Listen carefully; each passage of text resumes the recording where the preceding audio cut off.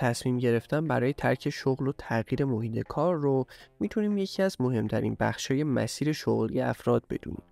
بروز مشکلات و چالش‌ها توی محیط کار هیچ وقت قابل اجتناب نیست و توانایی کار کردن تحت چنین شرایطی یکی از مهارت‌های لازم برای موفقیت توی شغله.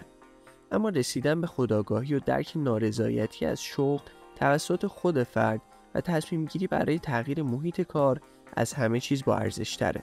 توی این ویدیو به مهمترین نشونه های تغییر شغل میپردازیم. 1. مهارتاتون بلا استفاده موندن.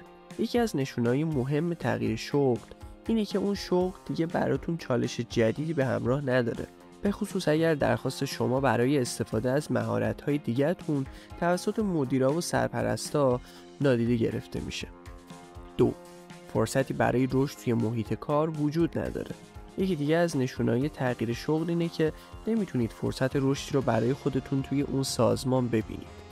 وقتی درباره فرصت رشد حرف میزنیم، منظورمون صرفاً ارتقای شغلی نیست.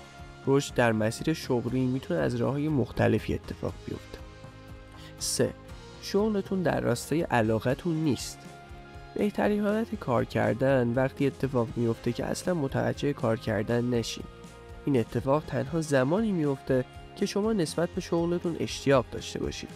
اشتیاق نسبت به کاری که انجام میدید میتونه باعث ایجاد حس رضایت فوق‌العاده توی شما بشه. از طرف دیگه وقتی با علاقه به کار مشغول هستین، بهره‌وری بالاتری دارین و خروجی‌های بهتری هم خواهید داشت. در غیر این صورت بعد مدتی احساس میکنید که مهارتاتون در حال تلف شدنند و از علایقتون فاصله گرفتید. اینجاست که باید کم کم به فکر تغییر شغلتون باشید. محیط کارتون سمیه. محیط کار ناسالم میتونه روی مسیر حرفه‌ای و رضایت شغلی شما تأثیر منفی بذاره. از جمله محیط‌های کاری ناسالم میتونیم به سازمان‌هایی اشاره کنیم که توی اونها شیوه‌های مدیریتی تنبیهی و کنترلی اجرا میشن. بی‌اعتمادی و عدم صداقت وجود داره، کارمندا تحقیر میشن یا مورد تعرض قرار میگیرن.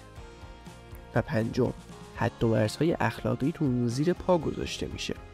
اگر برای انجام مسئولیت‌های شغلی خودتون مجبور هستین اصول اخلاقیتون رو زیر پا بذارین، بهتره به تغییر محل کار فکر بکنید.